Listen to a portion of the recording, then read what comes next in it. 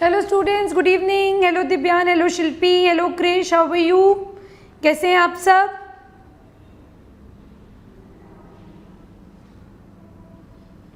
पढ़ाई कैसी चल रही है? कोई डाउट? लास्ट लेक्चर रिकॉर्डेड था, उसमें कोई डाउट? कोई डाउट है?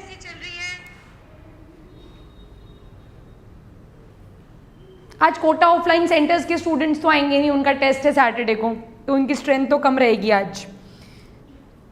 चलो, डाइजेशन वाला पूरा पार्ट खत्म हो गया था। दिव्यान, आपने मेरे से जितने भी डाउट्स वाईटी पे कमेंट्स में डाले थे वो सब मैंने रिप्लाई कर दिए थे। आई होप आपको क्लैरिटी है। Okay, get your notebook fast.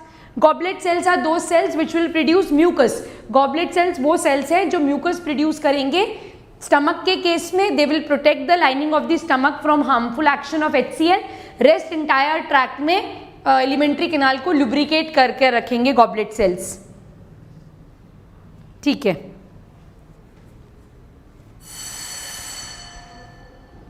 Hello Shilpi, hello Rohit. चलो, today we will start with the last part of the chapter,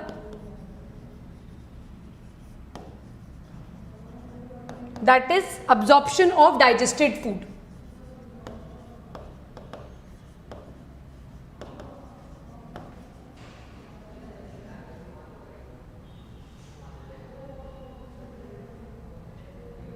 Krrish, answer 1 था क्वेश्चन का। Succus entericus, yes Divyan, succus entericus, you are absolutely right. Succus entericus are the mixture of enzymes that are produced from particularly the small intestine, lower part, jejunum, ileum या some part of duodenum also. So वहाँ से जो digestive enzymes produce होते हैं they are combinedly called as succus entericus. ठीक है Krrish, erythropoiesis, erythropoiesis का मतलब होता है formation of red blood cells. Formation of red blood cell is erythropoiesis. ठीक है,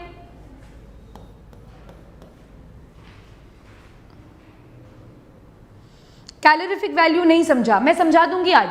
जब एब्जॉर्प्शन करेंगे उसके बाद कैलोरीफिक वैल्यू और फिर डिसऑर्डर्स जो है वो वाला पूरा पार्ट में आपको बता दूंगी। ठीक है, वैसे कैलोरीफिक वैल्यू होती है अमाउंट ऑफ हीट लिबरेटेड। ठीक है, 1 ग्राम फूड या 1 ग्राम न्यूट्रिएंट से जो अमाउंट ऑफ हीट लिबरेट हो रही है वो होती है कैलोरीफिक वैल्यू, वो मैं बता दूंगी। ठीक है, मैं डिक्टेट कर, मैं नोट्स लिखवा दूंगी इसके। ठीक, एब्जॉर्प्शन स्टार्ट करें। विटामिन B12 का फंक्शन जब अपन विटामिन डेफिशिएंसीज पढ़ेंगे वहां बताऊंगी, बट आपने क्वेश्चन पुटअप किया है तो let me answer. Vitamin B12 जो होता है that is highly essential for the maturation of red blood cells. Maturation of red blood cells का मतलब होता है RBC जब बन रही है तो वो बहुत सारे स्टेजेस को पार करती है।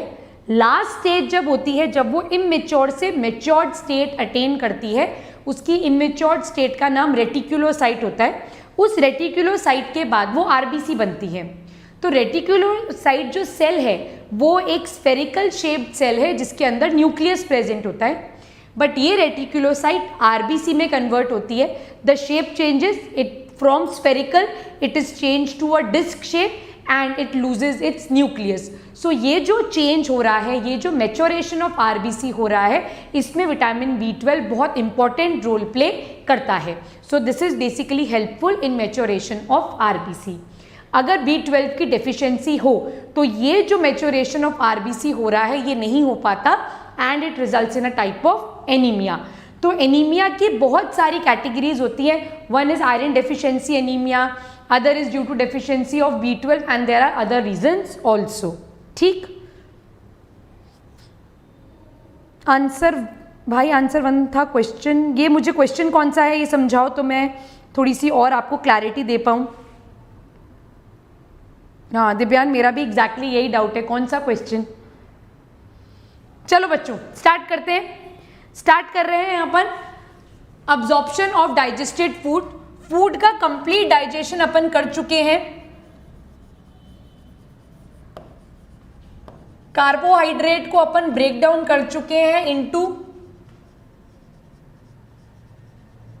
इनटू मोनोसैकेराइड, जिसमें ये कन्वर्ट हो चुका है ग्लूकोज,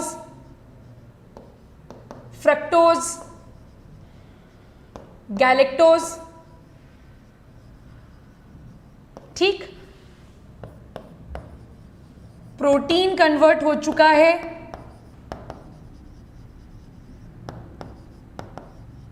इनटू अमीनो एसिड,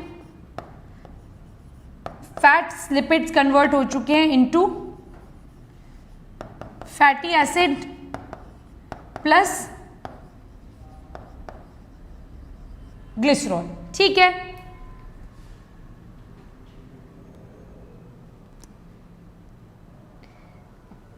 आप दोनों ने क्वेश्चन शेयर कहाँ किया है, ये मेरा क्वेश्चन है, ठीक है। आप दोनों ने क्वेश्चन कौन सा शेयर किया है वो बताओ।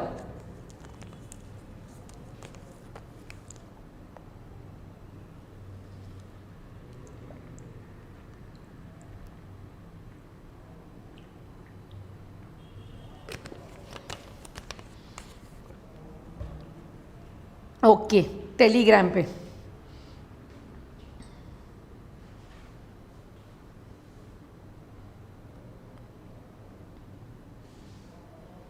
चलो, अब डिफरेंट पार्ट्स में डिफरेंट चीजों का अब्जॉर्प्शन होता है, ठीक है। सबसे पहले बात करेंगे बक्कल कैविटी की।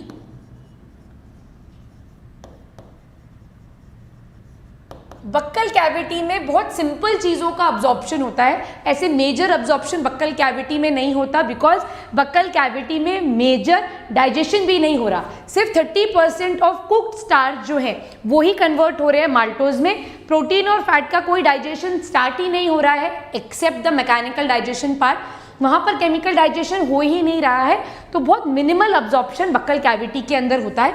तो बक्कल कैविटी के अंदर किन किन चीज़ों का अब्जॉर्प्शन हो रहा है वो देखो, नोट्स बनाओ। Certain drugs, that is the medicine that we are taking, ठीक है। Certain drugs are absorbed,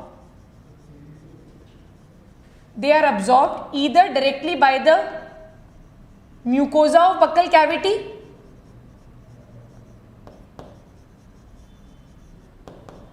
or they are absorbed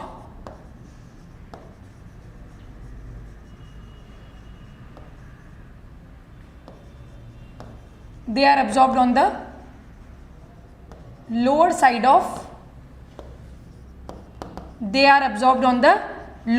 of टंग, ठीक है।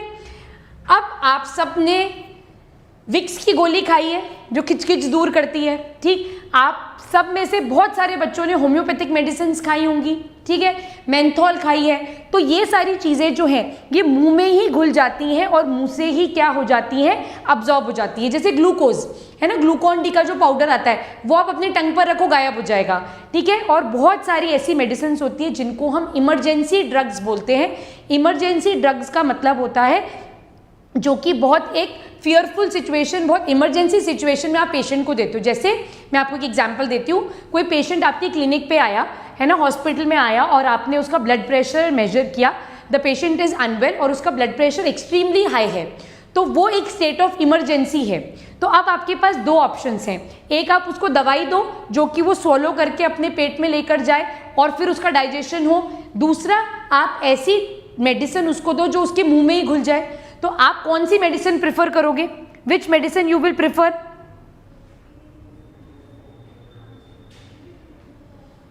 ठीक है, क्वेश्चन बाद में देखती हूँ रोहित, पहले टॉपिक कंटिन्यू करते हैं।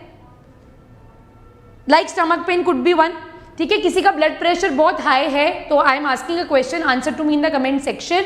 अगर किसी का ब्लड प्रेशर बहुत हाई है या किसी पेशेंट को एपिलेप्सी का अटैक आ गया, एपिलेप्सी का मतलब मिर्गी का दौरा आ गया है, तो आपके पास दो मेडिसिन हैं, एक मेडिसिन जो कि वो वाटर से स्वॉलो करके अपने पेट में लेकर जाएगा या फिर दूसरी मेडिसिन जो आप टंग के नीचे रख दोगे। तो आप कौन सी मेडिसिन प्रेफर करोगे? टंग के नीचे रखने वाली मेडिसिन जो है वो मुंह में ही घुल जाएगी, तो आप कौन सी मेडिसिन को प्रेफर करोगे? टंग सॉल्यूबल, वेरी गुड। टंग सॉल्यूबल को अगर हम प्रेफर करेंगे दैट मीन्स आपने पूरे प्रोसेस को बाईपास कर दिया जिसमें मेडिसिन डिग्रेड होगी, अब्जॉर्ब होगी और फिर हमारे ब्लड वेसल्स में पहुंचेगी। जो माउथ डिजोल्वेबल टैबलेट्स होती हैं वो मुंह में ही घुल जाती हैं और हमारी टंग के नीचे इतनी पतली पतली ब्लड कैपिलरीज होती हैं कि वो उस ड्रग को वहीं से अब्जॉर्ब करती है और हमारे सिस्टम के अंदर डिस्ट्रीब्यूट करवा देती है. So that would be a faster mechanism of action. So मुंह में घुलने वाली दवाइयाँ बक्कल कैविटी से ही अब्जॉर्ब हो जाएंगी. ठीक है. तो और जो टॉफ़ीज़ अपन खाते हैं जैसे अल्पेनलिबे हो गई, जो आप चूस के टॉफ़ीज़ खा रहे हो, या लॉलीपॉप्स अगर अपन चूस रहे हैं तो वो सारी चीज़ें माउथ से ही अब्जॉर्ब होकर हमारे ब्लड स्ट्रीम में पहुंच जाती हैं. ठीक है. ठीक. Okay Kareena. Done. Krish good evening. Done हो गया. अब इसके बाद यहीं पर लिख लेते हैं oesophagus.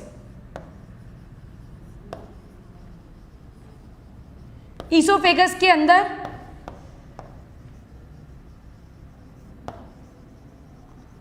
No absorption takes place.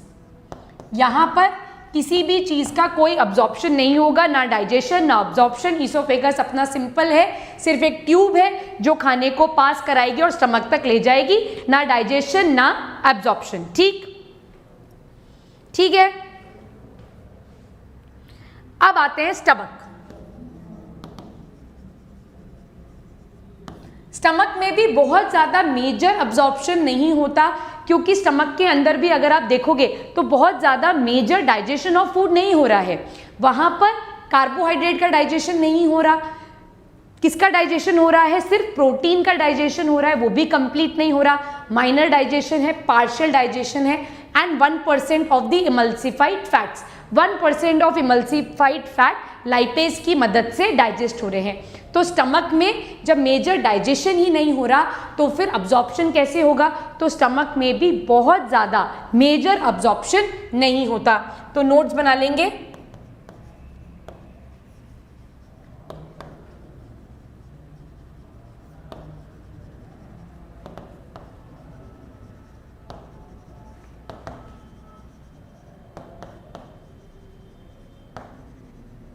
Major absorption does not takes place here. यहां पर किस किस चीज का अब्जॉर्प्शन होगा?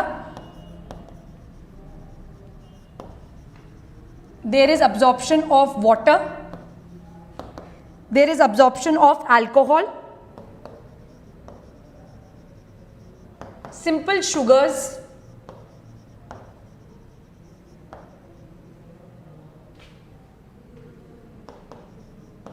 ठीक है.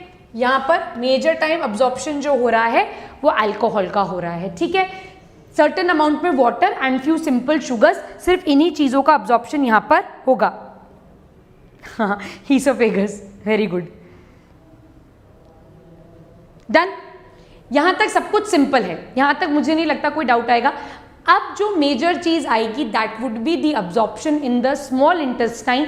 ये काफ़ी इंपॉर्टेंट है, काफ़ी इंपॉर्टेंट क्वेश्चंस बनते हैं एग्जाम्स लाइक NSC-JS में भी बनते हैं और नीट में तो बनते ही बनते हैं. तो अब अपन डिस्कस करना स्टार्ट करेंगे the process of absorption in the small intestine. ठीक.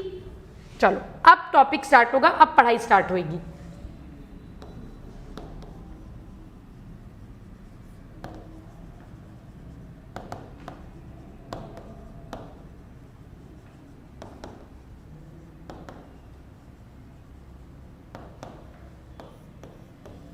ठीक है.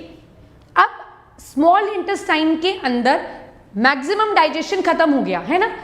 कार्बोहाइड्रेट मोनोसेक्राइड में कन्वर्ट हो गए, प्रोटीन अमीनो एसिड में, और फैटी एसिड और ग्लिसरॉल का फॉर्मेशन हो चुका है. अब मेजर टास्क आएगा अब्जॉर्प्शन का. अब ये जो प्रोसेस ऑफ अब्जॉर्प्शन है, इधर देखो ध्यान से.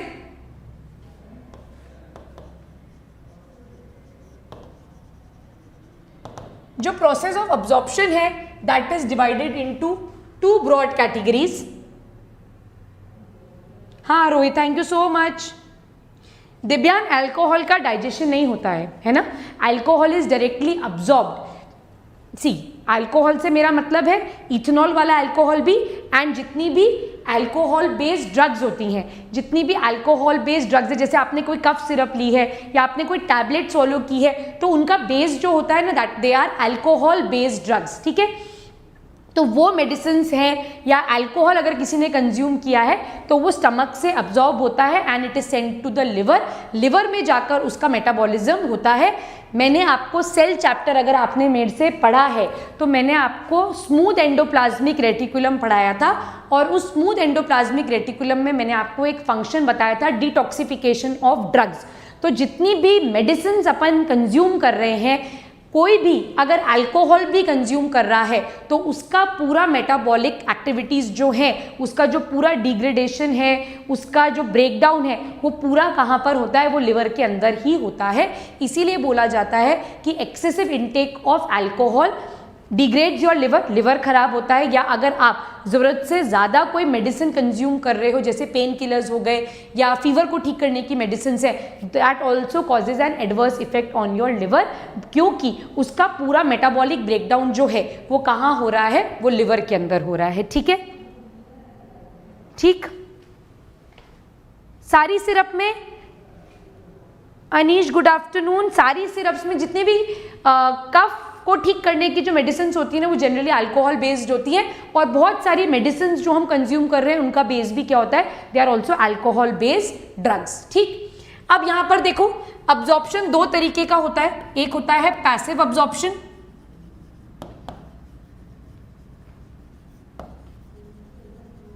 और एक होता है active absorption.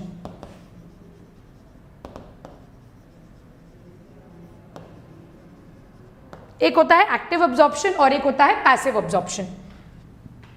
Passive absorption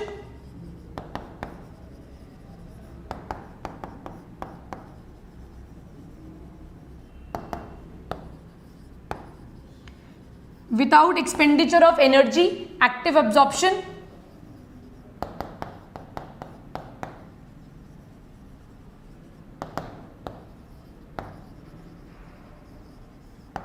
with expenditure of energy. ठीक है, एक्टिव पैसिव आपको मालूम है। इसमें एक और पॉइंट लिखेंगे, passive is always towards the concentration gradient, whereas active is always against the concentration gradient। ये सारी चीजें अपन ऑलरेडी डिस्कस कर चुके हैं सेल चैप्टर में। ठीक है, ये सारी चीजें अपन ऑलरेडी डिस्कस कर चुके हैं सेल चैप्टर में। नाउ पैसिव अब्जॉर्प्शन जो है यहां पर बेसिकली दो टाइप का है, one is simple diffusion and other is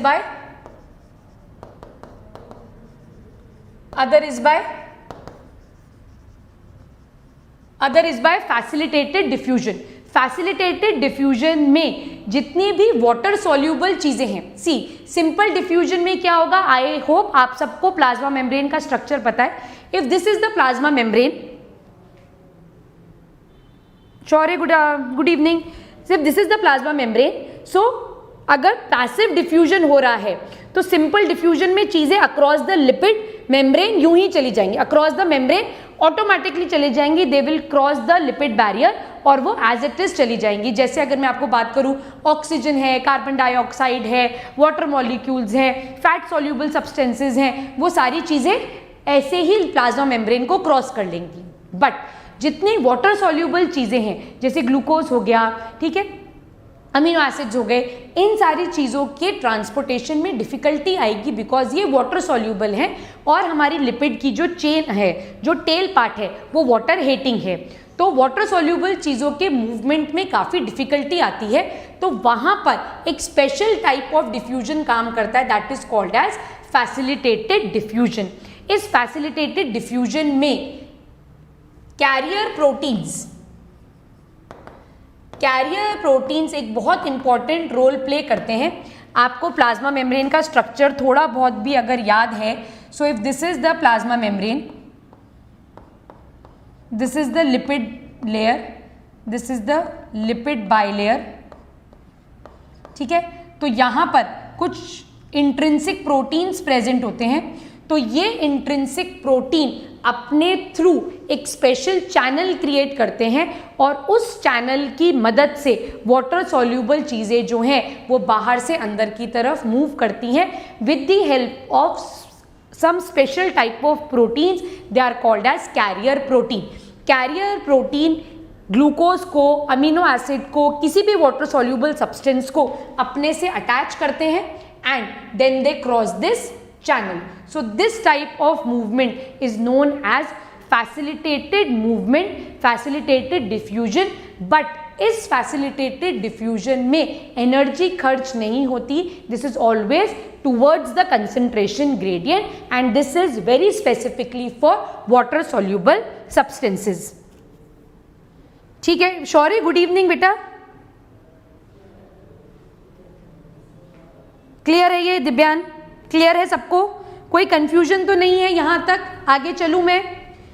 now when I talk of active transportation, so I mean that I am moving the substances against the concentration gradient. That means cell के अंदर उसका concentration ज़्यादा है तब भी वो मुझे चाहिए. So that is active transportation, जिसके लिए मुझे राशन पानी खर्च करना पड़ेगा, एटीपी का खर्चा करना पड़ेगा. And active absorption generally takes place with the help of pumps. यहाँ पर स्पेशल पंप्स प्रेजेंट होते हैं, सोडियम एंड पोटेशियम पंप्स. और इन सोडियम और पोटेशियम पंप से आप ग्लूकोज को अंदर खींचते हो. मैं आपको एक छोटा सा एग्जाम्पल देकर ये समझा दूंगी कि एक्चुअल में ये प्रोसेस कैसे होगा. बट जो बात आपको यहाँ पर याद रखनी है वो ये रखनी है कि small intestine is the major area where maximum digestion of the food is taking place and where maximum absorption of the food will also take place. Now different food items like glucose, galactose, fructose, amino acid, fatty acid, glycerol, they all need to be absorbed. Now the mechanism of absorption is completely different for each type of nutrient, right? So the absorption is passive absorption or it is active absorption. If it is passive, then it is without spending energy. If it is active, it is by the expenditure of ATP. यहाँ पर आपको ATP खर्च करना पड़ेगा. Passive absorption is always towards the concentration gradient, मतलब higher concentration से lower concentration की तरफ चीज जाएगी तो आपको वहाँ पर एनर्जी खर्च करनी नहीं पड़ेगी. इस पैसिव मूवमेंट में दो टाइप है, सिंपल डिफ्यूजन और facilitated. Simple diffusion, all the molecules that can cross the lipid membrane they would be absorbed directly. But जितनी भी वाटर सॉल्यूबल चीज़ें हैं उनको प्रॉब्लम होती है तो इसीलिए उनको एक स्पेशल फैसिलिटी दी जाती है and that is known as facilitated diffusion. इस फैसिलिटेटेड डिफ्यूजन में कैरियर प्रोटीन्स की मदद से जो वाटर सॉल्यूबल सब्सटेंसेज हैं उन्हें सेल के अंदर लेकर जाया जाता है. अब बात आती है एक्टिव ट्रांसपोर्ट की. एक्टिव ट्रांसपोर्ट में with the help of mainly sodium potassium pumps ATP खर्च कर कर ग्लूकोज को अंदर खींचा जाता है. क्या यहां तक सारी बात क्लियर है?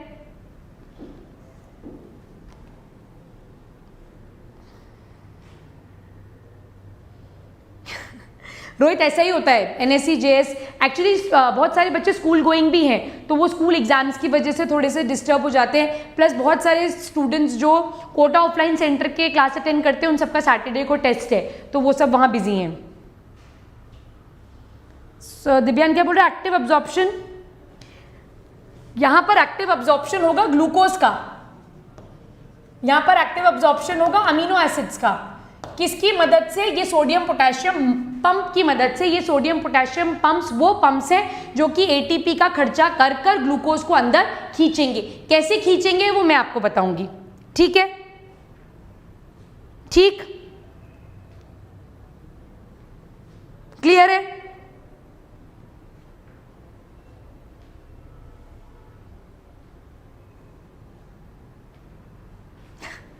कोई बात नहीं रोहित, ठीक है. चलें आगे. चलो अब देखो स्मॉल इंटेस्टाइन अब्जॉर्प्शन कैसे करती है. So this is the section, this is our small intestine. ठीक, अब इस स्मॉल इंटेस्टाइन के इतने हिस्से को अगर मैं निकाल दूं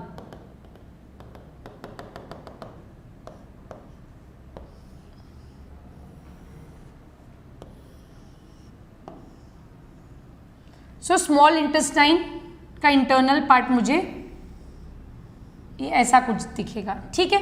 सो दिस इज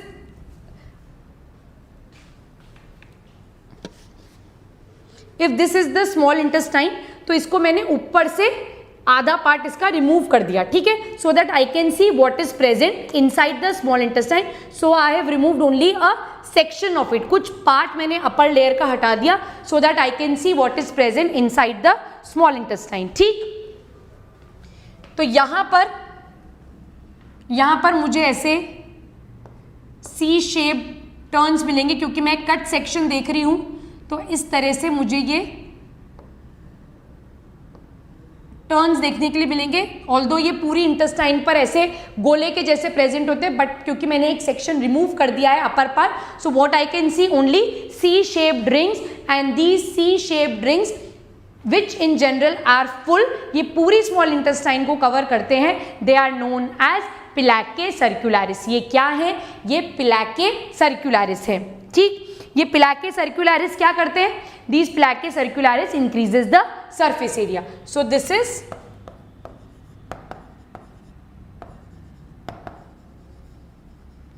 नाउ, यहां पर इन्हीं पिलाके सर्कुलरिस के ऊपर कुछ इस तरीके से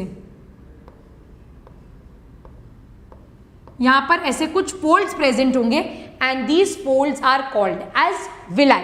अब इस विलाई को अगर मैं यहां एनलार्ज कर बनाऊं, तो ध्यान से देखो इधर, दिस इज माई पिलाके सर्कुलरिस, ओके। इस पिलाके सर्कुलरिस के ऊपर इस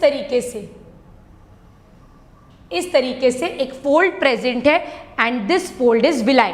हिस्टोलॉजी एक बार याद करो, सिरोसा, मस्क्युलरिस, सब म्यूकोजा, म्यूकोजा में भी म्यूकोजल, सबसे inner most part that forms the folds, ठीक है, वो फोल्ड्स बनाता है, और उन फोल्ड्स को हम क्या बोलते हैं? Those folds are called as villi. ये आपको बात याद होगी। अब ये इनर मोस्ट पार्ट है, मैंने आपको बताया था, ईसोफेगस को छोड़कर जितना भी म्यूकोजल पार्ट प्रेजेंट है, that is covered by columnar epithelium. तो ये किससे कवर्ड है? This is covered by columnar epithelium. अब इस विलाई के ऊपर स्पेशलाइज्ड सेल्स प्रेजेंट हैं। इस पूरी विलाई के ऊपर ऐसे स्पेशलाइज्ड सेल्स प्रेजेंट है, which further increases the surface area of the villi, and these cells are called as microvilli, and it gives the epithelium its characteristic brush bordered appearance। ये बहुत important चीज है जो मैं आज आपको समझा रही हूं।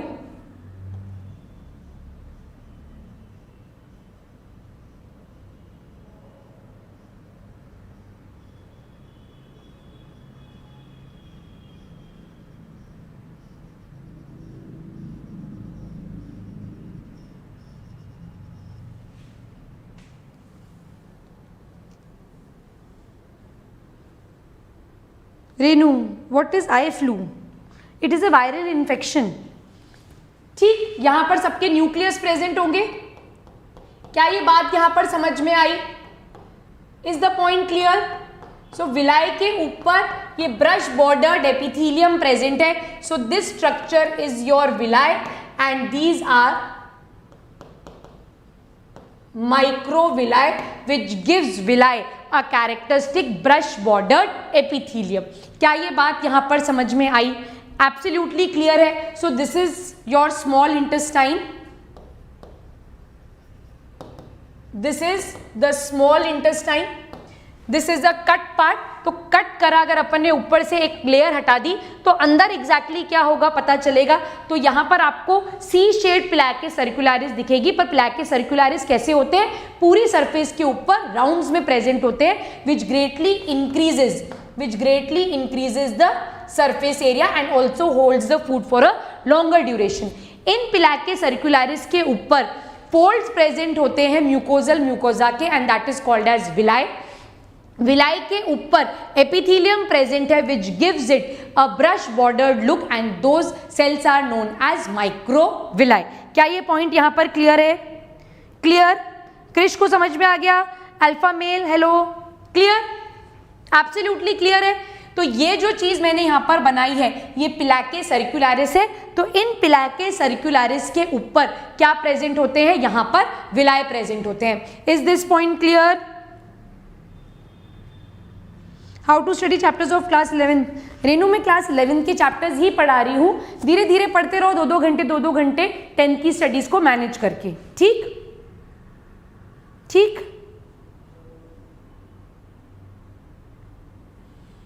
चलो वेरी गुड। अब देखो मैं वापस से विलाय बना रही हूं। अब कैसे, किस चीज का अब्जॉर्प्शन क्या होगा, विलाय का कंप्लीट स्ट्रक्चर देखो। अब मैं पिलाके सर्कुलारिस नीचे नहीं बना रही हूं। सो दिस इज द विलाय।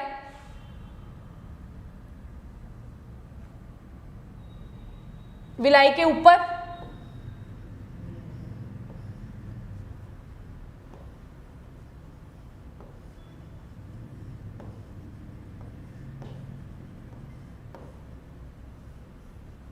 ठीक है, मैंने बस एनलार्ज व्यू बना दिया। These are the microvilli. Now each villi, हर विलाय के नीचे जितनी भी विलाय हैं उन सब विलाय के नीचे यहां पर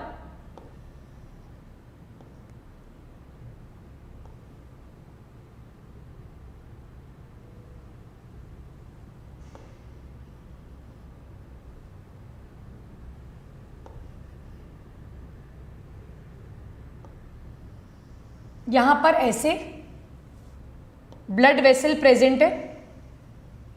this is the arterial part, then this is the vein part, capillaries की। Apart from this there is a lymph duct, there is a lymph duct which is called as lacteal, and it is also surrounded by blood vessels like this. So you need to draw this diagram.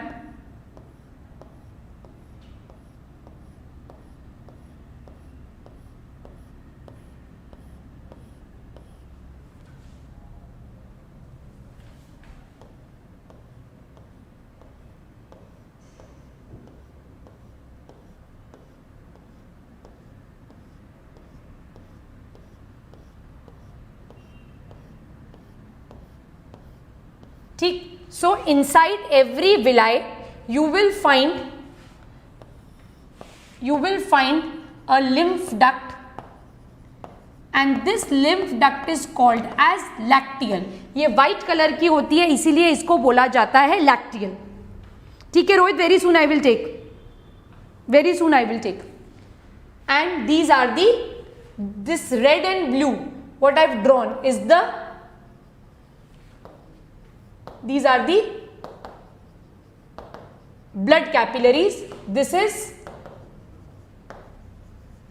microvilli, and this is the green part is the villi. This is the villi. So this type of structure is present in your entire small intestine. Now we need to understand how the digestion and the type of absorption that is taking place, not digestion, the type of absorption that takes place of the different nutrients. ठीक, चलो start करते हैं। सो यहां पर लिख देते हैं nutrients.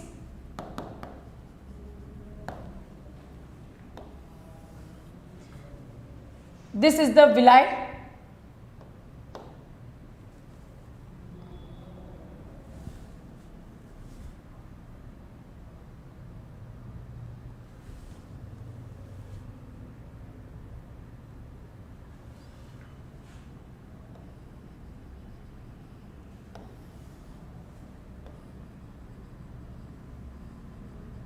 these are the microvilli.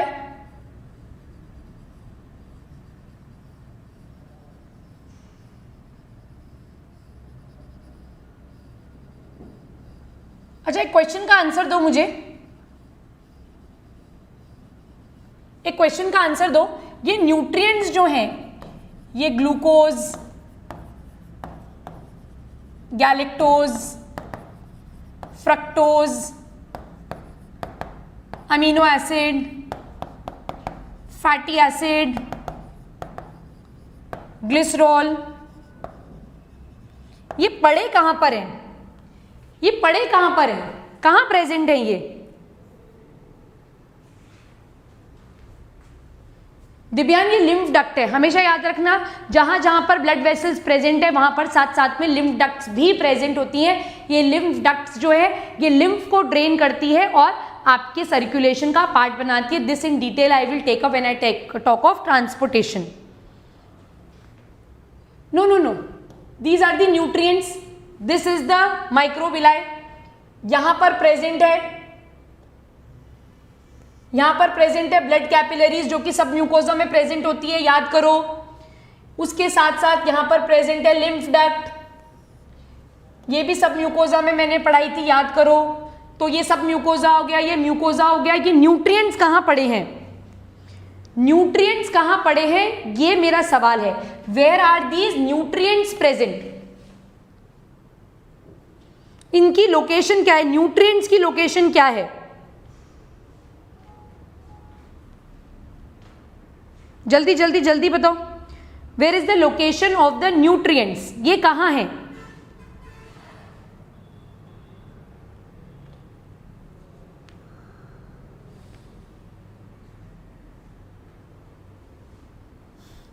Elementary canal में कहां? So they are basically present, ये सारे न्यूट्रिएंट्स प्रेजेंट है ल्यूमन में। ये कहां प्रेजेंट है? ये ल्यूमन में प्रेजेंट है। जो खाली जगह आपकी एलिमेंट्री कैनाल में प्रेजेंट है वहां प्रेजेंट है। ठीक, देखो, if this is your elementary canal, you can see this,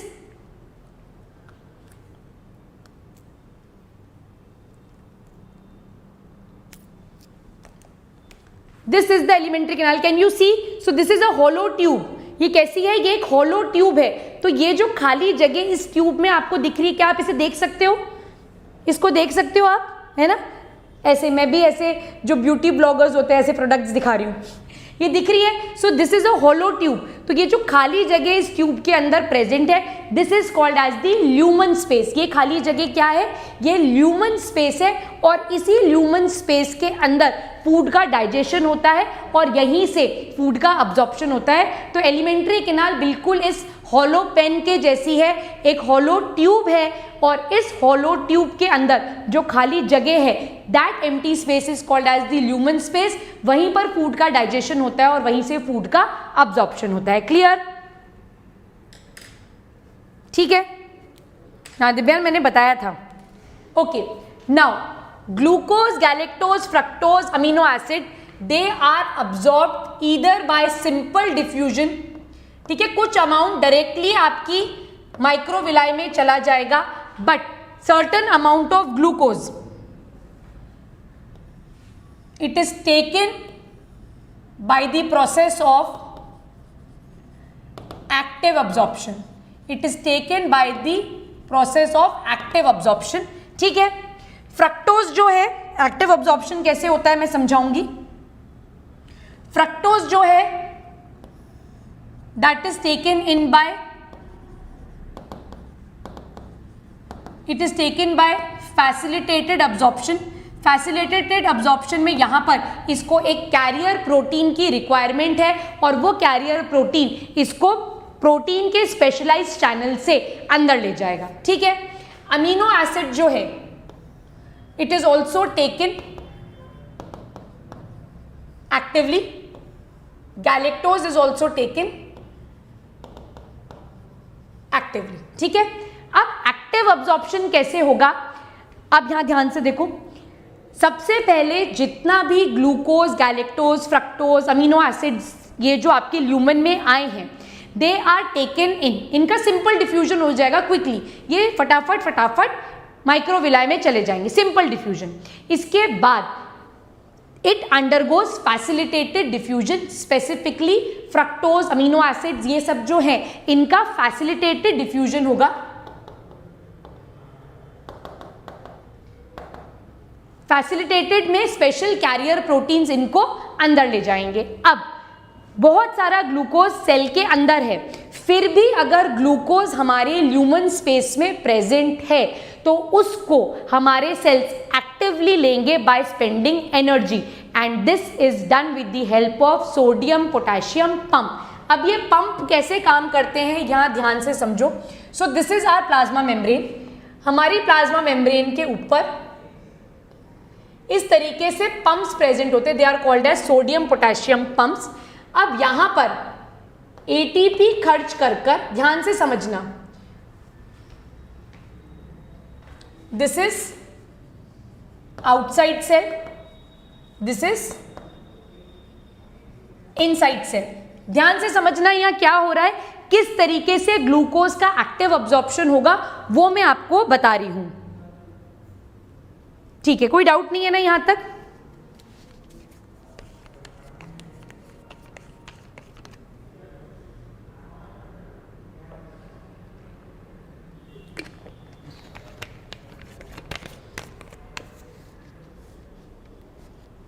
amino acid का एक्टिव भी होगा, अमीनो एसिड का फैसिलिटेटेड भी होगा, मैं सारी चीजें लिख दूंगी देवयान। ठीक, यहां पर देखो, अब यहां पर बेसिकली ये कौन सा पंप है, ये सोडियम पोटेशियम पंप चल रहा है। ठीक है,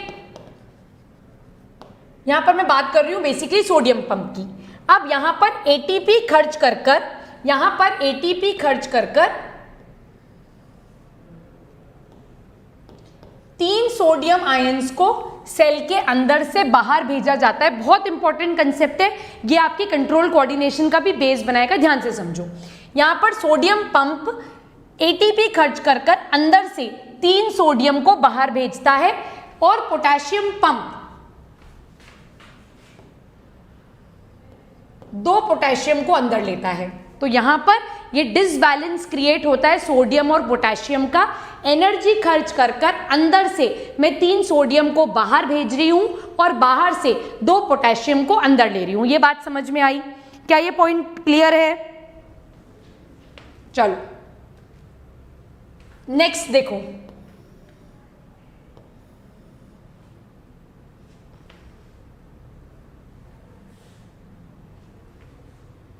नेक्स्ट देखो क्या होगा। अच्छा, अब मुझे लॉजिकली एक बार सोचकर बताओ, सोडियम का कंसंट्रेशन अब बाहर ज्यादा होगा या अंदर ज्यादा होगा? एक बार सोचो, सोडियम का कंसंट्रेशन बाहर ज्यादा है या अंदर ज्यादा है? अब इस कंडीशन में जब 3 सोडियम अंदर से बाहर गए, 2 पोटेशियम बाहर से अंदर आ गए, तो अब मुझे लॉजिकली एक बार सोचकर बताओ कि सोडियम का कंसंट्रेशन कहां ज्यादा है? वेरी गुड, वेरी गुड, बाहर ज्यादा है। तो यहां पर सोडियम का कंसंट्रेशन ज्यादा है। ठीक, अब अगर सोडियम का कंसंट्रेशन बाहर ज्यादा है तो डिफ्यूजन के हिसाब से सोडियम क्या करेगा बेचारा? सोडियम कोशिश करेगा कि मैं बाहर से अंदर आऊं, towards the concentration gradient move करूं। तो इस टुवर्ड्स द कंसंट्रेशन ग्रेडियंट के मूवमेंट के चक्कर में सोडियम बाहर से अंदर की तरफ आता है, सोडियम बाहर से अंदर की तरफ आता है। पर जब ये सोडियम बाहर से अंदर की तरफ आता है तो ये अपने साथ ग्लूकोज को भी ले आता है। तो सोडियम की मदद से ग्लूकोज हमारे सेल के अंदर आ जाता है और ऐसे ट्रांसपोर्ट को हम एक्टिव ट्रांसपोर्ट बोलते हैं। और इस एक्टिव ट्रांसपोर्ट को हम को ट्रांसपोर्ट बोलते हैं। इट इज कॉल्ड एज को ट्रांसपोर्ट, जिसमें 2 चीजें एक साथ अंदर एक ही डायरेक्शन में आ रही हैं। अब इमीडिएटली आपके दिमाग में क्वेश्चन आना चाहिए कि ये तो towards the concentration gradient move हो रहा है, तो यहां पर एक्टिव प्रोसेस कैसे हुआ? ये क्वेश्चन आपके दिमाग में आना चाहिए। अगर आ रहा है तो बहुत अच्छी बात है, नहीं आ रहा है तो 2 मिनट लेक्चर को पीछे ले जाकर सोचो। ये लॉजिकल क्वेश्चन माइंड में आना चाहिए कि जब ये सोडियम मैम ने बोला कि towards the concentration gradient move हो रहा है, तो फिर ये एक्टिव कैसे हुआ? Go to step number 1। Sodium जब बाहर गए थे तो एनर्जी खर्च हुई थी, सोडियम बाहर गया, एनर्जी खर्च कर उसके साथ ग्लूकोज अंदर आ रहा है, therefore it is called as an active transport. क्या ये बात समझ में आ गई? क्लियर है ये बात? एब्सोल्युटली क्लियर है, इसमें कोई डाउट नहीं होना चाहिए, इसमें कोई कंफ्यूजन नहीं होना चाहिए, सब कुछ क्लियर होना चाहिए, ठीक? So this is how glucose, galactose, fructose, amino acids are absorb. Clear है ये बात? कोई डाउट नहीं है। मैं इसके नोट्स लिख देती हूं ताकि आपके नोट्स बन जाए। इसके बाद मैं आपको बताऊंगी फैटी एसिड और ग्लिसरॉल का अब्सॉर्प्शन कैसे होता है, वो स्लाइटली डिफरेंट मैकेनिज्म है, ठीक है?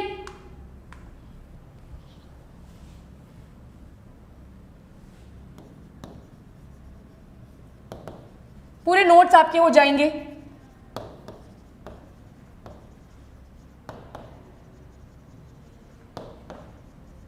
Substances like glucose, amino acids are absorbed with the help of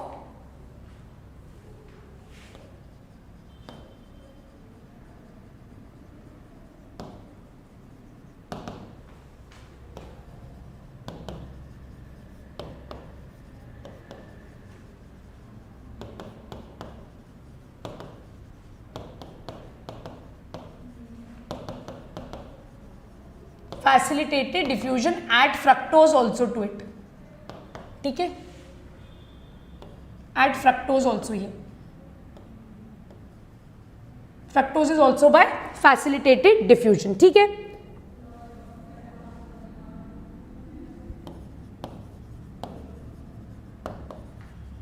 Glucose, amino acid are also absorbed they are also absorbed against the concentration gradient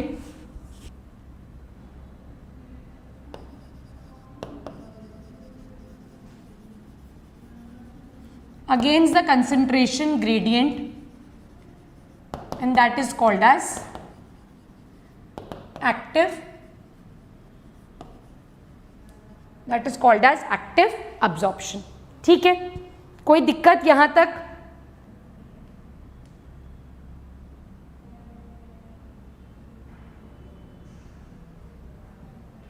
ठीक है? सिंपल इलेक्ट्रोलाइट्स लाइक क्लोराइड वगैरह ये सब simple diffusion से absorb हो जाते हैं। हाँ, सोडियम ही लेकर आएगा बेटा। यहां पर पंप चल रहा है, सोडियम पोटेशियम पंप। इसको मैं लिंक करूंगी जब मैं आपको नर्व इंपल्स बताऊंगी ना, तब आपको समझ में आएगा कि ये सोडियम और पोटेशियम का चेंज क्यों हो रहा है। अभी बस इतना सा समझो, ठीक?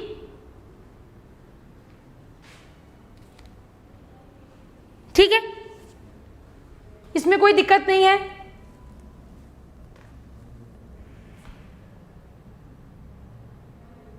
अच्छा, अगर मैं बोलूं कि सोडियम का अब्जॉर्प्शन, अगर मैं आपसे क्वेश्चन पूछूं सोडियम का अब्जॉर्प्शन एक्टिव है या passive,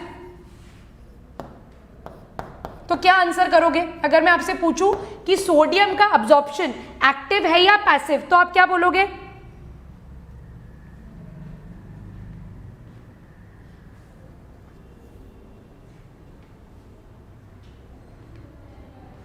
very good, active, passive नहीं होगा। एक हमेशा याद रखना, क्लोराइड जो इलेक्ट्रोलाइट है इसका जो अब्जॉर्प्शन होता है that is by simple diffusion, that is by simple diffusion, ये इंपॉर्टेंट है। ठीक है, चले आगे। Very good Rohit, very good. चलो अब एक इंपॉर्टेंट कंसेप्ट पे आते हैं, that is absorption of fatty acids and glycerol. सारी चीजें तो अब्जॉर्ब कर ली, अब बचा फैटी एसिड्स एंड ग्लिसरॉल। ध्यान से समझेंगे।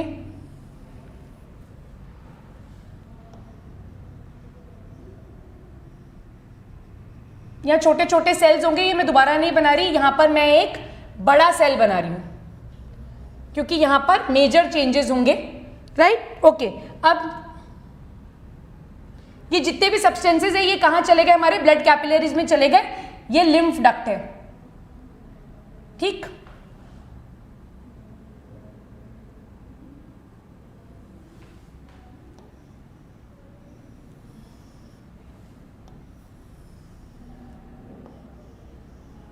तो ये हमारी यहां पर लिम्फ डक्ट है। अब यहां ध्यान से देखो, सो फैटी एसिड प्लस ग्लिसरॉल, ये हमारी स्मॉल इंटेस्टाइन की ल्यूमन में बड़े परेशान हैं, बहुत परेशान है। क्यों परेशान है? क्योंकि ये बना दो यहां पर fatty acid glycerol, fatty acid glycerol, ये बड़े परेशान, बहुत परेशान। क्यों परेशान? ये परेशान इसीलिए हो रहे हैं क्योंकि इनको पानी पसंद नहीं है, ये वाटर हेटिंग है और पूरी स्मॉल इंटेस्टाइन में ये पानी से घिरे हुए हैं। ठीक, अब इनका साइज बड़ा है, ये इसके अंदर भी नहीं एंटर कर पा रहे हैं, तो अब ये परेशान है, पानी प्रेजेंट है, साइज बड़ा है, अंदर नहीं घुस पा रहे, करे तो क्या करे, परेशान हो गए। तो इनकी रेस्क्यू के लिए वो सब्सटेंस आता है जो इनकी डाइजेशन में भी मदद करने के लिए आता है। पहचानो कौन? इनकी मदद करने के लिए वो सब्सटेंस आता है जो इनकी डाइजेशन करने में भी मदद करता है, वही सब्सटेंस इनको अब्जॉर्ब करने में भी मदद करेगा। पहचानो कौन?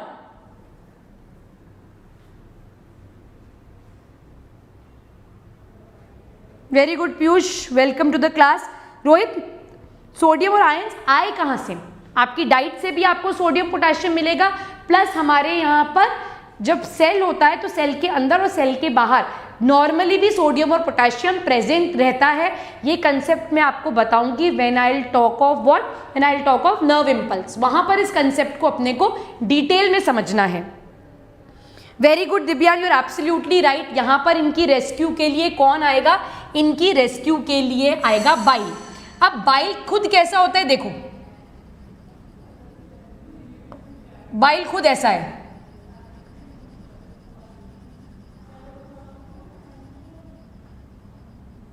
बाइल खुद ऐसा है ना, गुब्बारा नहीं बना रही हूं मैं, बाइल बना रही हूं। ये बाइल का हेड है, दिस इज हाइड्रोफिलिक, और ये इसकी टेल है विच इज हाइड्रोफोबिक। तो अब ये बाइल क्या करेगा, इन फैटी एसिड्स और ग्लिसरॉल के बाहर एक ऐसी लेयर प्रोड्यूस कर देगा, इस तरह से इनके बचाव में आ गया, ये बचाव में आ गया। इनको अब्जॉर्ब कराने के लिए ये बाइल एक रेस्क्यू एजेंट के जैसे काम करता है। तो बाइल इस फैट के चारों तरफ इस तरह से एक लेयर प्रोड्यूस कर देता है, और इस स्ट्रक्चर को क्या कहा जाता है? This structure is called as micelle, this structure is called as micelle. हाँ, बाइल का भी वैसा ही स्ट्रक्चर है, ठीक है। And this structure is now called as micelle. ये मिसिल जब बनता है तो अब देखो वाटर को कौन फेस कर रहा है? हाइड्रोफिलिक हेड, तो प्रॉब्लम नहीं आएगी। ये फैट पहुंचेगा कहां पर? इन माइक्रोविलाई के पास, इस माइक्रोविलाई के पास जाएगा, और ये कुछ इस तरीके से यहां पे होगा, ध्यान से देखो।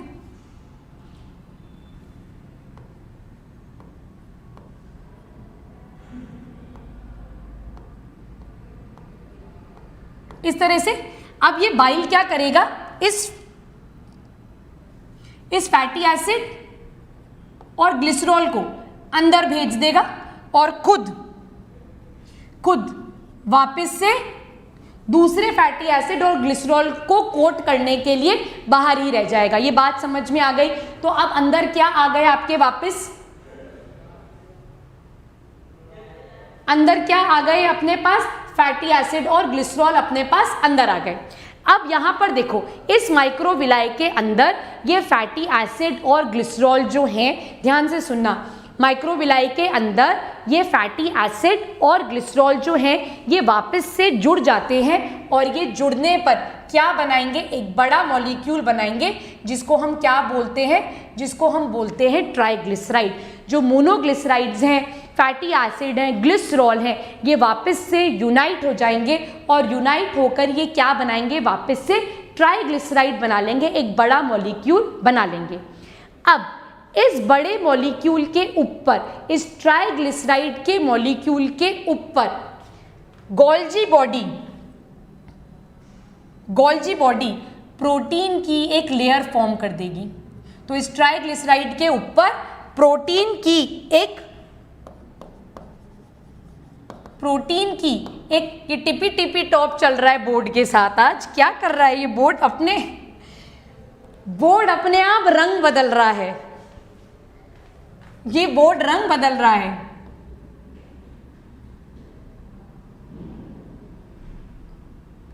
इस ट्राइग्लिसराइड के, ये देखो पूरा ट्राइग्लिसराइड लाल रंग में रंग चुका है। आज बोर्ड बहुत अच्छे मूड में है। चलो, ये ट्राइग्लिसराइड कैसे बने, मिसल्स जब फॉर्म हुए, मिसल्स कैसे फॉर्म हुए, फैटी एसिड और ग्लिसरॉल के चारों तरफ बाइल ने एक लेयर प्रोड्यूस कर दी। बाइल ने जो लेयर प्रोड्यूस करी है वो कुछ इस तरह से प्रोड्यूस की है कि उसकी टेल जो हाइड्रोफोबिक है वो अंदर की तरफ है और हेड जो वाटर लविंग है वो बाहर की तरफ है। इस स्ट्रक्चर को अपन ने बोला मिसल। मिसल जो है वो इस माइक्रोविलाई के पास जाएगा, फैटी एसिड ग्लिसरॉल मोनोग्लिसराइड को अंदर छोड़ेगा, खुद वापस से रीयूज होने के लिए बाहर चला जाएगा। अब ये फैटी एसिड और ग्लिसरॉल जो आपकी माइक्रोविलाई के अंदर आ गए हैं, ये वापस से जुड़ जाएंगे और ये क्या बना लेंगे, ट्राइग्लिसराइड्स बना लेंगे। इन ट्राइग्लिसराइड्स की चारों तरफ गोल्जी एक प्रोटीन की लेयर प्रोड्यूस कर देगा and this structure is now called as This structure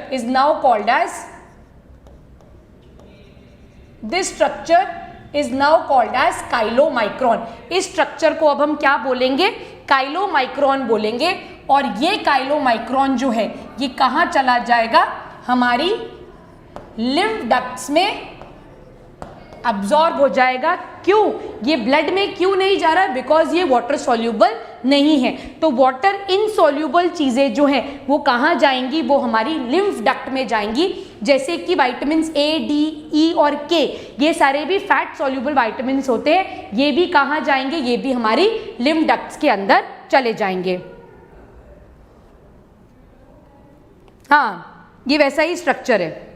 इसके नोट्स लिखवा दूं दिव्यान, मैं आपको इसके टाइप नोट्स टेलीग्राम पे भेज दूं क्योंकि लिखने में बहुत सारा समय चला जाएगा। मैं टाइप नोट्स आपको सबके भेज दूंगी, आज पक्का टेलीग्राम पे भेज दूंगी। इस पूरे चैप्टर के नोट्स देने तो इसी के साथ में अब्जॉर्प्शन ऑफ फैट के भी टाइप नोट्स आपको टेलीग्राम पे भेज दूंगी। हैंड थम्स अप दे दो अगर रेडी हो तो। ठीक है, डन। यहां तक बात समझ में आ गई? कोई डाउट है तो पूछो, कि कोई कंसेप्ट अगर समझ में नहीं आया है तो वो पूछ लो प्लीज।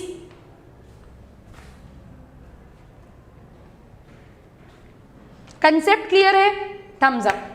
ठीक है, चलो अब देखो, जितनी भी चीजें हमारी ब्लड कैपिलरीज में गई हैं,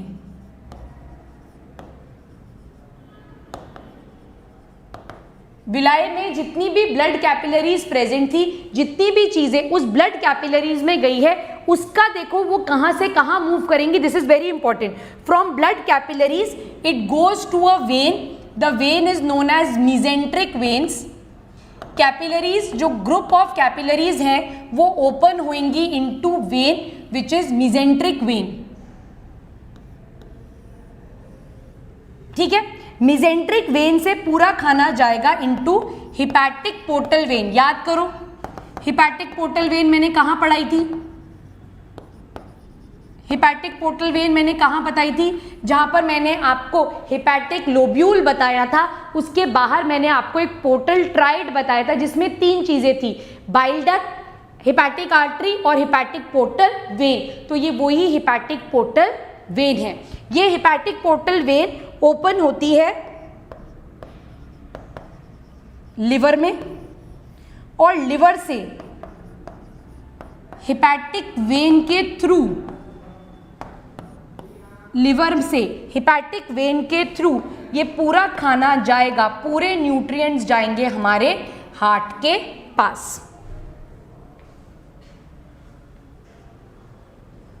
समझ में आया? समझ में आया? तो न्यूट्रिएंट्स इंटेस्टाइन से, ये पार्ट में आपको क्यों पढ़ा रही हूँ, क्योंकि आपको ये बात यहाँ पर समझने की ज़रूरत है कि जितने भी वाटर सॉल्यूबल न्यूट्रिएंट्स थे वो हमारी लिवर के पास पहले गए हैं, उसके बाद वो हमारी हार्ट के पास जाएंगे। और हार्ट में भी कहाँ ओपन होंगे? They would be opened in the inferior vena cava. अगर आप इंफीरियर वेना कावा समझते हो तो क्या ये बात यहाँ पर क्लियर है? सो जितने भी वाटर सॉल्यूबल न्यूट्रिएंट्स हैं वो विलाय के ब्लड कैपिलरीज से सारी कैपिलरीज ने ज्वाइन कर एक वेन बनाई, दैट इज मिजेंट्रिक वेन। ये मिजेंट्रिक वेन ओपन होती है इनटू हिपैटिक पोर्टल वेन। ये हिपैटिक पोर्टल वेन ओपन होती है लिवर, लिवर से हिपैटिक वेन, हिपैटिक वेन से ये हमारे हार्ट में जाएगी और हार्ट के इंफीरियर वेना कावा में जाकर खुलेगी। तो इम्पॉर्टेंट बात है कि सारे न्यूट्रिएंट्स डायरेक्टली हार्ट के पास ना जाकर पहले कहाँ जा रहे हैं, पहले वो लिवर में जा रहे हैं। क्या ये कंसेप्ट समझ में आया?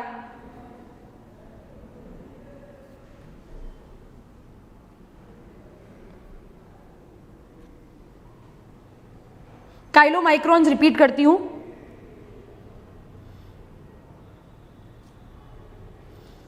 ठीक है, ठीक है, काइलोमाइक्रॉन समझो वापस, इधर देखो, इधर वापस से देखो। This is your fatty acid. इस फैटी एसिड के बाहर बाइल ने इस तरह से एक लेयर प्रोड्यूस कर दी, दिस इज कॉल्ड एज मिसल। इस मिसल की वजह से ये फैटी एसिड्स, ट्राइग्लिसराइड सारे हमारे सेल्स में चले गए। जब ये हमारे एंटेरोसाइट में चले जाते हैं, जब ये हमारे माइक्रोविलाई में चले जाते हैं, तो ये फैटी एसिड और ग्लिसरॉल जो है ये वापस से जुड़ जाते हैं, दे यूनाइट अगेन। हुआ क्या था, ये टूटे ही तो थे, तो ये वापस से जुड़ गए, इन्होंने वापस से एक मैक्रोमोलिक्यूल बना लिया and that macromolecule is known as triglyceride. ये मैक्रोमोलिक्यूल क्या बन गया, ट्राइग्लिसराइड बन गया। इस ट्राइग्लिसराइड के चारों तरफ, इस ट्राइग्लिसराइड के चारों तरफ गोल्जी ने एक प्रोटीन की लेयर प्रोड्यूस कर दी। इस ट्राइग्लिसराइड के चारों तरफ गोल्जी की मदद से यहां पर एक प्रोटीन की लेयर प्रोड्यूस हो गई and this structure is called as chylomicron. इसको क्या बोला गया, काइलोमाइक्रॉन। और ये काइलोमाइक्रॉन जो है अब हमारी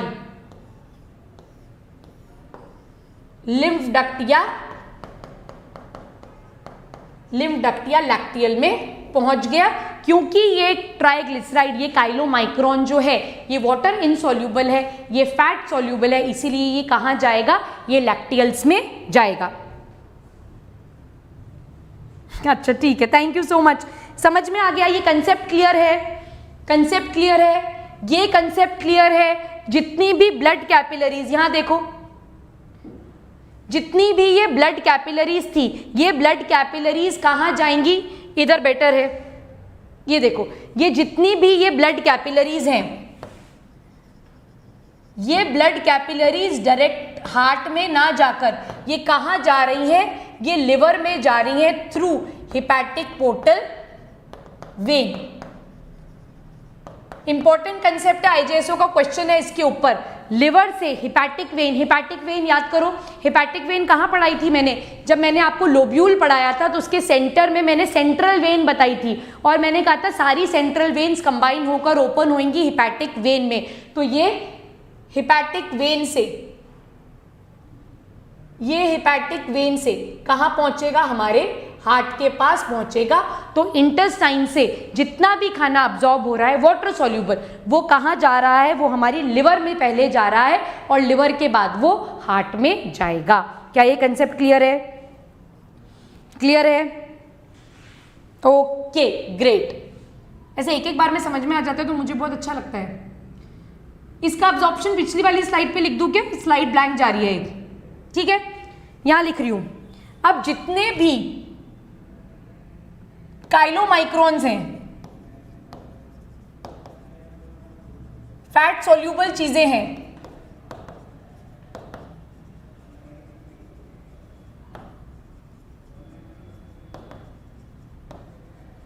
फैट सॉल्यूबल सब्सटेंसेज है, ये कहां जा रहे हैं, ये सारे जा रहे हैं लिम्फ वेसल्स में, ठीक है, लैक्टियल्स में।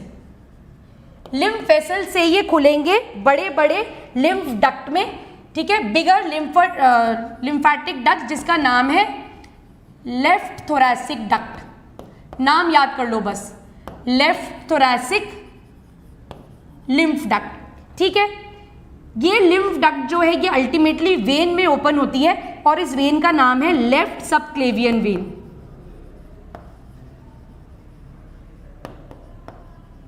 और लेफ्ट सबक्लेवियन वेन जो है ये सुपीरियर वेना कावा की मदद से हमारे हार्ट में ओपन होती है। ठीक है, तो जितने भी फैट सोल्यूबल चीजें हैं, जितनी भी फैट सोल्यूबल चीजें हैं वो डायरेक्टली हार्ट के पास पहुंच रही हैं। जितनी भी वाटर सोल्यूबल सब्सटेंसेज हैं वो सारी पहले लिवर के पास पहुंचेंगी और उसके बाद वो हार्ट के पास पहुंचेंगी। क्या ये पॉइंट क्लियर है? देख लो, क्लियर? कोई दिक्कत, कोई कंफ्यूजन? हाँ, they will not reach the liver, they will reach the heart. इसीलिए जो हमारा हार्ट है उसके अंदर सबसे ज़्यादा जो हार्ट की हमारी वेन्स हैं, जो हार्ट में हमारी मेन आर्टरीज प्रेजेंट है, वहाँ पर सबसे ज़्यादा फैट का डिपोजिशन आपको मिलता है, सबसे ज़्यादा, है ना। वहीं पर क्लॉट्स बनते हैं, ऑब्स्ट्रक्शंस होते हैं, फैट का डिपोजिशन होता है जिसकी वजह से ब्लड फ्लो ऑब्स्ट्रक्ट होता है, तो वहीं पर फैट डिपॉजिट हो जाता है। ठीक है, क्लियर हो गया? पूरा कंसेप्ट क्लियर है यहां तक?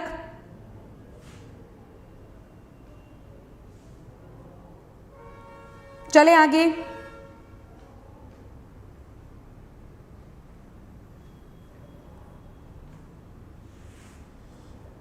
Fatty liver is a different condition जिसमें लिवर के ऊपर आप there is a increase load on the liver. ठीक है, वहां पर लिवर पर भी फैट का डिपोजिशन होगा।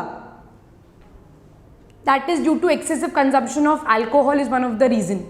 ठीक है, obesity is one of the reason, diabetes is one of the reason. So fatty liver is a combination of disorders together, बहुत सारी चीजें एक साथ होती है तब फैटी लिवर कॉज होता है। ठीक है,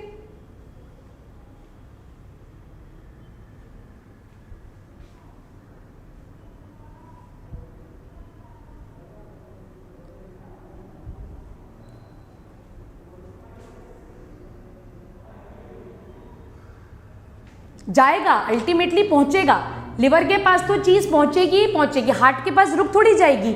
हार्ट से जब ब्लड आप पंप करोगे बॉडी ऑर्गन्स में तो वो सारी चीजें लिवर के पास भी पहुंचेगी, हार्ट उसको रखेगा थोड़ी, हार्ट के पास पहुंची है टू बी डिस्ट्रीब्यूटेड। देखो अल्टीमेटली कोई भी चीज हार्ट के पास ही पहुंचेगी, वेदर थ्रू लिवर और डायरेक्टली। अब यहां पर डायरेक्टली पहुंची है तो ये पूरी बॉडी में जब इसको डिस्ट्रीब्यूट कराएगा तो ये लिवर के पास पहुंचेगी। ठीक है, और यहां पर ये पहले लिवर के पास पहुंची है फिर हार्ट के पास पहुंची है। सो चीजें लिवर के पास जाएंगी ही जाएंगी, क्योंकि लिवर जो है वो हमारी बॉडी का मेन ग्लैंड है जो कि मेटाबॉलिज्म रेगुलेट कर रहा है। ये वो ग्लैंड है जहां पर मैक्सिमम चीजों का मेटाबॉलिज्म होगा। ठीक, ठीक है। क्रिश कौन सी स्लाइड करनी है? ये सबने कर लिया? Everybody has done? कोई डाउट है यहां तक तो प्लीज पूछ लो।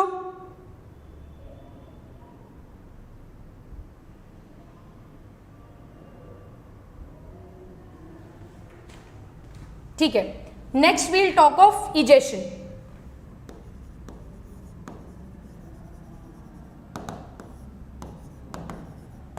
All the undigested food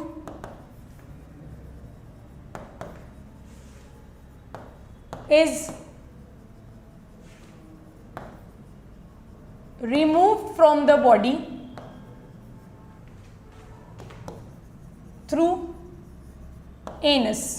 और यहां पर भी जो मूवमेंट होगा फीकल मैटर को रिमूव करने के लिए, that movement is peristaltic movement. Anus में दो स्फिंक्टर्स हैं, वो मैं आपको बता चुकी हूँ, इंटरनल और एक्सटर्नल। इंटरनल स्फिंक्टर इनवॉलेंट्री है, वेराज एक्सटर्नल स्फिंक्टर जो है वो वॉलेंट्री है। अब फूड जब लार्ज इंटेस्टाइन में आता है, पूरा डाइजेस्टेड फूड जब लार्ज इंटेस्टाइन में आ रहा है तो लार्ज इंटेस्टाइन में सिर्फ water and minerals are absorb, बाकी और किसी भी न्यूट्रिएंट का अब्जॉर्प्शन नहीं होगा। No nutrients are absorbed here. ठीक है, क्लियर है ये बात? यहां तक क्लियर है?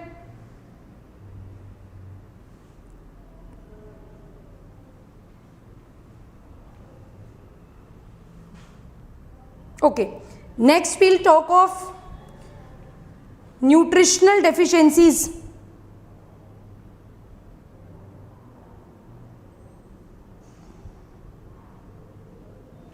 आपको ऐसा क्यों लग रहा है कि आपसे क्रैक नहीं हो पाएगा?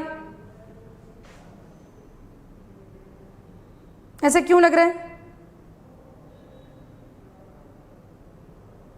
एनल स्फिंक्टर का 2 स्फिंक्टर्स हैं वहां पर ना, एक इंटरनल एक एक्सटर्नल. जो इंटरनल वाला है अंदर की तरफ प्रेजेंट है वो हमारे कंट्रोल में नहीं है, so the fecal matter is collected. But body से बाहर उसको कब निकालना है, that is under the control of our will. ठीक है, ओके. सो अब यहां पर 2 चीजें बच गई, एक disorders of the digestive system और एक कैलोरीफिक वैल्यू. कैलोरीफिक वैल्यू तो बहुत छोटा सा टॉपिक है कि कोई भी न्यूट्रिएंट जो है वो आपको कितनी एनर्जी देगा जब उसकी एक स्पेसिफिक क्वांटिटी को आप कंज्यूम करते हो, तो उसको आप in terms of heat measure करते हो. तो ये मैं आपको बता दूंगी, इसमें कोई दिक्कत नहीं है. अच्छा ठीक है, आपका प्रिपरेशन मैनेज नहीं हो पा रहा है, इसके ऊपर मेरे पास बहुत सारी रिक्वेस्ट भी आई हैं कि मैम एक स्ट्रैटेजी वीडियो बना दीजिए कि अगस्त, सितंबर, अक्टूबर एंड नवंबर, ये जो 3.5 महीने का समय है, इसमें हम स्कूल के साथ NSC JS की पढ़ाई को कैसे मैनेज करें. So very soon in this week only I will make a strategy video on this. ठीक, तो उससे शायद आपको मदद मिलेगी पढ़ाई करने के लिए, राइट. अब ये न्यूट्रिशनल डिसऑर्डर्स जो हैं ये मैं अभी पढ़ाऊंगी तो क्लास बहुत लंबी चली जाएगी, तो I don't think so today the time will permit for us to start with it. So let me see, we will do this topic calorific value and disorders of the digestive system. We'll do it somewhere in the middle. Respiration के साथ ले लूँगी या कहीं पर भी मैं इसको ले लूँगी. 10-15 मिनट्स का टॉपिक है तो वहाँ पर मैं इसको कवर करूँगी. डोंट वरी, बहुत ईजी है. न्यूट्रिशनल डेफिशिएंसीज हैं जिसमें आप कौशिक और मरासमस की बात करते हो, वॉमिटिंग है, कॉन्स्टिपेशन है, डायरिया है और ओबेसिटी है. यही सारी चीज़ें हैं, बहुत बेसिक बातें हैं, इसमें कोई बहुत ज़्यादा रॉकेट साइंस नहीं है. आप अगर NCERT पढ़ोगे तो ये आपको अपने आप भी समझ में आ जाएंगी. सो ज़्यादा टेंशन की बात नहीं है. तो यहाँ पर मैं चैप्टर फिनिश कर रही हूँ. नेक्स्ट क्लास में अपन स्टार्ट करेंगे breathing and exchange of gases. ये एक इम्पॉर्टेंट टॉपिक है, राइट. तो इसके ऊपर से क्वेश्चंस भी आते हैं और चैप्टर ईजी है बट इम्पॉर्टेंट है. सो नेक्स्ट क्लास में we'll start with breathing and exchange of gases. Shilpi, this chapter has ended today. Zoom meeting ले लूं और सबके डाउट्स ले लूं. Shilpi, the chapter has ended today. Questions नहीं करेंगे दिव्यांग, टाइम नहीं है. क्वेश्चंस मैं आपको PDF फॉर्मेट में भेज दूंगी. आज या कल मैं सारे भेज दूंगी. टेलीग्राम पे आपको सब मिल जाएंगे, ठीक है. तो आप क्वेश्चंस प्रैक्टिस कर लेना. जूम पर मीटिंग, लेट अस सी. टिशू, हाँ टिशू आप मुझे बताओ. टिशू, अच्छा पहले मुझे एक बात बताओ, टिशू की लाइव क्लास लूँ या प्रीमियर डाल दूँ? पहले मुझे ये बताओ, do you want tissues live class और यू वांट अ प्रीमियर?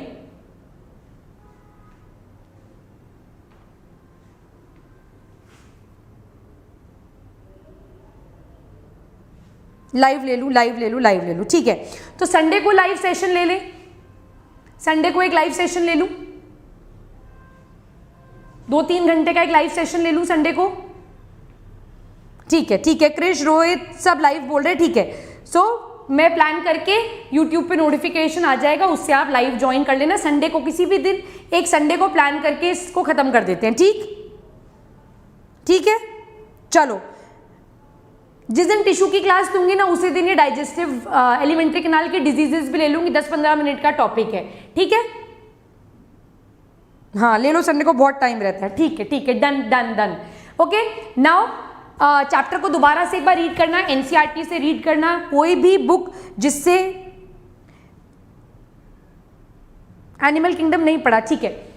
जिस भी बुक से आप क्वेश्चंस कर रहे हो उस बुक से क्वेश्चंस करो, प्रैक्टिस करो प्रॉपरली. कोई डाउट है तो यूट्यूब पे कमेंट बॉक्स सेक्शन में लिख दो. मैं सारे डाउट्स पढ़ के रिप्लाई करती हूँ. दिव्यान इस बात का गवाह है. अच्छा दिव्यान, वन मोर चीज़, आपने मुझे कमेंट में लिखा था कि मैंने स्ट्रिप्सिन में डीएनएज और आरएनएज बताया है, मैंने उस स्ट्रिप्सिन का पार्ट नहीं बताया था। डीएनएज और आरएनएज जो है दे आर सेपरेट। स्ट्रिप्सिन में आपको सिर्फ दो ही याद करना है, लाइपेज और फॉस्फोलाइपेज। उसके बाद डीएनएज आरएनएज, वो डीएनए और आरएनए को तोड़ेंगे, ठीक है, वो सेपरेट एंजाइम्स हैं स्ट्रिप्सिन से। ओके, तो जितने भी डाउट्स आपको आते हैं आप कमेंट बॉक्स में लिख दीजिए, मैं सारे कमेंट्स पढ़ती हूँ and I answer them also. सारे कमेंट्स, जितने भी डाउट्स मुझे कमेंट्स में आते हैं मैं सब आंसर करती हूँ। सो वॉच द रीप्ले, पूरा आप सीरीज को एक बार दोबारा देख सकते हैं। आई थिंक 5 या 6 लेक्चर्स में हमने इसको बहुत डिटेल में, बहुत तरीके से पढ़ा है, पूरे नोट्स बने हुए हैं। पढ़िए दोबारा से, एनसीईआरटी रीड करिए, क्वेश्चंस प्रैक्टिस करिए, डाउट्स आए तो मेरे से कांटेक्ट करिए। Next chapter would be breathing and exchange of gases. Okay, so अगर आपको आज का लेक्चर समझ में आया तो please do like this session, share it with your friends and if you are new to the channel, subscribe to the channel students. Bye, take care, all the best.